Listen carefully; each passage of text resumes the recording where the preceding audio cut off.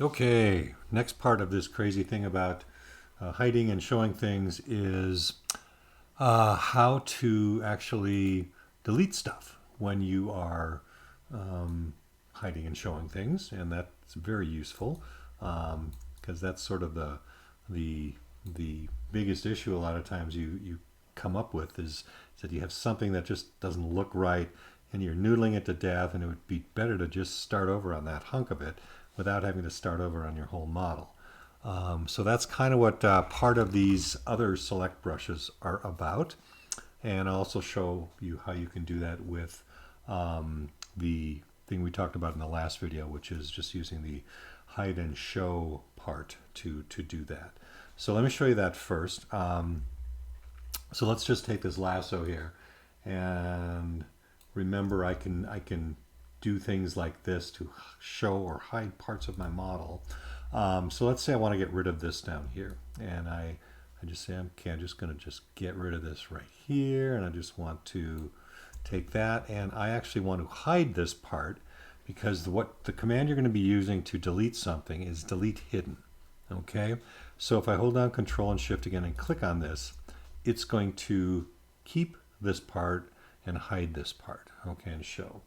So where you go for that, once you've got the part hidden that you want to get rid of, okay, and see I've got a big hole here now, and that's important to look at too, is under Geometry over here, and I'm going to go down to Modify Topology, okay, like so. And what I want to do is there's a button just called Delete Hidden, okay, and if I do that, what it does is it makes that geometry just go away, so I can't get that back, but it still leaves a hole, okay? So right in the same area is a command called Close Holes right here, okay? And that is going to try to close that up, like so. And then what I can do is I can go in and I can, start to smooth the edges here, and try and break that down. And then I have something that I can then go back to and clean up and start fresh with, okay, like so. And if I look at this now with the polyframe on, you'll see that this really needs to be redynameshed because this stuff over here is all full of triangles, which is how it does close the hole. And the other stuff is all nice and square quads, okay? So I would want to go back here and then go to Dynamesh again. So I'd Control drag out here. And now that looks dandy as so. And you'll see that gives me a new polygroup, which is what we talked about a little bit earlier in the last one, a little bit about what polygroups can do. And remember, I can hide and show things via polygroup as well. Okay, so I'm actually doing a different thing here because I have a different thing cooked up here. And I just want to get on my select rectangle. Okay, like so, hide and show stuff. Okay, like that. All right, so don't worry too much about that at the moment. We'll get back to that in a bit, but that is how you can actually delete a part of geometry that has been hidden. Okay, I'm going to undo all the way back here to where this was still existing because I want to show you how else you can go about this. Okay, so there, you can see down here, there are other types of select brushes. Okay, the ones we looked at in the last one were just the select rectangle and the select lasso. Okay, there are also slice brushes here, trim brushes, and clip brushes. Okay, I'm going to show you the clip one first because it's the most useless one. Okay, at least as far as I can tell. And all of these work in very similar ways. Okay, so if I do this clip rectangle, now that I've selected that, that is going to be what shows up when I hold down Control and Shift. Okay, so if you're getting something unexpected when you click on that, remember that you have the option to change these. Okay, by clicking on the actual brush palette and picking the kind of select brush you want to use at the moment. Okay, so again, what happens with this clip brush is it takes everything like this and it smashes it into a plane like that. Okay, and as I say down here, not used very often. I don't really understand. I'm sure there's a use for this. I've never encountered it. Okay, so I'm just going to show you this because you need to kind of know what, if you get this unexpected thing happening, at least you'll have seen it before and you know probably what's going on. So I'm going to undo that. It's just a very strange little thing. It just takes everything under the arc here and it smashes everything else down. So I don't know. It could be interesting to play around with it sometime, but not yet. Okay, we're trying to get the basics down, not get into anything too weird and bizarre. Okay, so having said that, basically don't use the clip brush. Okay, not a whole lot of stuff there that you're going to find useful with that. Okay, now the slice brush. Speaking of polygroups again, the slice brush creates a new edge loop, which is a new intersection between two pieces of your geometry. So I'm going to grab the slice here. I'll just do a circle at this point so you can see it a little differently here. And I'm just going to drag, whoops, I have to have shift and control held down. I'm going to drag this out. And remember, I can use the space bar to move this. Okay, like so. And when I let go, you'll see what happened here. It's kind of hard to tell because it's almost exactly the same color. But you can see the edge loop here. I'll do it again in a smaller area so you can see it. There we go. Okay. So every time I drag this out, I'm going to get a new polygroup. Okay. Like so. All right. So what's the use of a polygroup? Okay. They can actually be really handy because you can use these borders and things to create interesting transitions between areas. And you can also mask things by polygroup.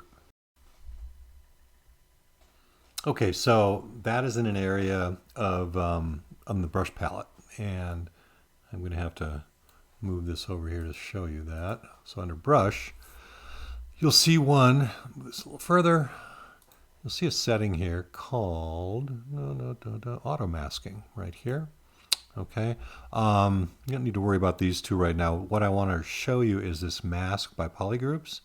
So if I turn this all the way up to 100 here and get like the move brush, for instance, and bump up my size here, what ZBrush is going to look at is where one polygroup intersects with another, and then it's going to actually just modify that based on that. So you can kind of see what I'm doing here. I'm pulling this out like this, and it's stopping where the polygroup ends, like that. Okay? And you don't need to tell it which polygroup, it's whatever one you click on. So these little purple things here, if I wanted to pull those out, you'll see I can get those to happen like that. If I wanted to move this up like this, I could do so. So you can kind of designate certain things by polygroup if you know you're going to be peeling them away or pulling them or doing things with them separately. And this will also work with like the clay buildup brushes, things like that. Any other brush basically is going to have a similar effect here. So if I want to modify this, but I want it to stop right there, I can use that as a area to mask it. Okay, and I just redynameshed it there so you could kind of see. All right, so I think you can see how that might be a really useful thing to be able to do as you are working on something, to be able to break it down with lines and then to use those lines, which create new polygroups, to modify your geometry. Okay. So let's see what this is going to look really weird, but as a demo, you can kind of see what I'm going at there. And then of course, you start smoothing this down, redynamesh it, smooth it, and you can start to get some interesting things happening. And they will work with a fall off so that if you drag closer to this end, you're going to get more of an effect than down here. Okay. The important thing to remember when you're doing things like this is to turn them off when you're done, because otherwise it can really confuse you. Okay, so I'll just turn that stuff off and I'll just undo back to where we were, like so. Okay, I think that's basically where it was, something like that. All right, so that's the polygroup masking idea. okay, and what polygroups are used for or can be used for, among other things. Okay, so we talked about clip, how that just does that strange thing. And then the slice is what we just did.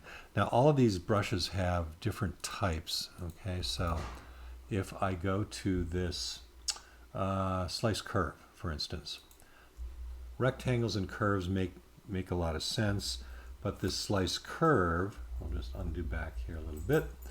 If I hold on Control and Shift and drag, you'll see there's a gradation on the right side of this, okay? That is the area that this thing is going to affect, okay?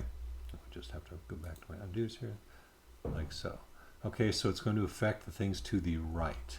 So every time I drag with this, I'm going to get a new polygroup to the right of that, okay? And you can flip that by holding Shift. No, something else. Oh, there's some way to flip it, but it's not crucial. Because you can also just drag from the other direction to flip it. I thought it was Option, but apparently it's not Option. That's okay, not to worry. Nothing I'm doing works. The important thing, though, is to watch what you can do with that. Okay, so with that curve, doesn't look like a curve, right? Because it's just a line. But every time you tap Option, you can use that to change direction and actually create a curve. Okay, like this. Oops, sorry, I tapped the wrong thing there. I'll undo that. Like this, for instance, like that. So I'm just tapping Option, and each time I do that, it changes direction, and you'll see that that then creates that loop in a curved shape, okay? Which can be really handy, like that. All right? And again, this isn't painting. This is nothing to do with paint.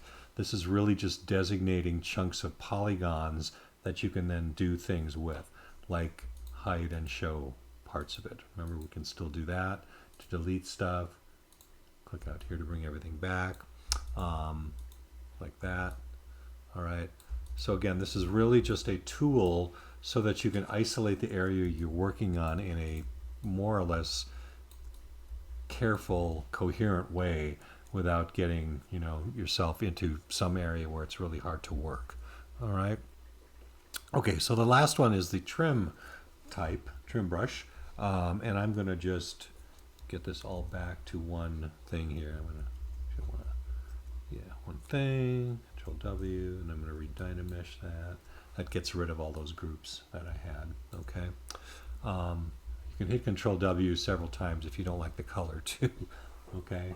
Good to know. Okay, so the trim one, now this is one that's kind of a one-shot delete, so you don't have to go through all the hiding and showing and going to modify topology and close holes.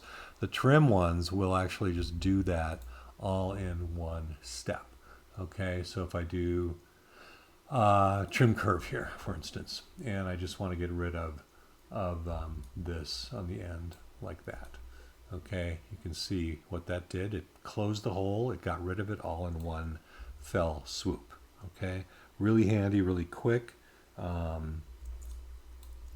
can do it this way so you can see a little bit better. But as you can see here, this closes that up neat and clean. And you can use this actually to sculpt as well, in a sense. So if I click on this and choose the trim circle, for instance, let's say I want to put some little dent or divots in the fin here, like that. I can do that kind of a thing. Okay, like so. Like you got little chunks taken out, or I just want the shape to be a little more interesting, a little different than it was before. That will work. Or like this thing down here, you know, if I just want to get rid of all that stuff, which I did before in the previous demo, like that, easy enough to just grab that like so, and then I can easily pull those out and modify that stuff. Okay, so again, these brushes are really useful, and you really just need to practice with them a little bit because they're really, you can just see, they're just kind of weird to use.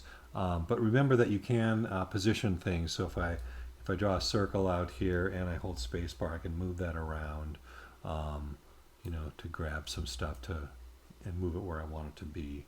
Okay, so otherwise it's a little haphazard going around and dealing with some of that stuff. Okay, so again, the trim one, very, very useful, especially for just finding, you know, places that you want to resculpt without having to, you know, try and smooth everything back down. You can just lop a chunk off, re-dynamesh after you do that, because these are going to look funny otherwise. Okay, so control drag here like that, and like so. You can very quickly just, you know, punch that stuff out. And then if you wanted to use the auto masking or something, you could easily pull these out because they're a separate polygroup here that you can then isolate very quickly all by yourself. Okay, so there you go. So hopefully that makes sense. Again, pick the one you want, play around with it a little bit when you're working with your fish or some other thing, just to test it out. It's good to kind of get a feel for the difference between these sculpting brushes, like you know, the clay brushes and things like that, and the Moo brush, and then these select brushes, which are like a whole nother category that I haven't talked about until now. Okay, so hopefully that wasn't too long-winded and it'll help you do something useful. All right, cool.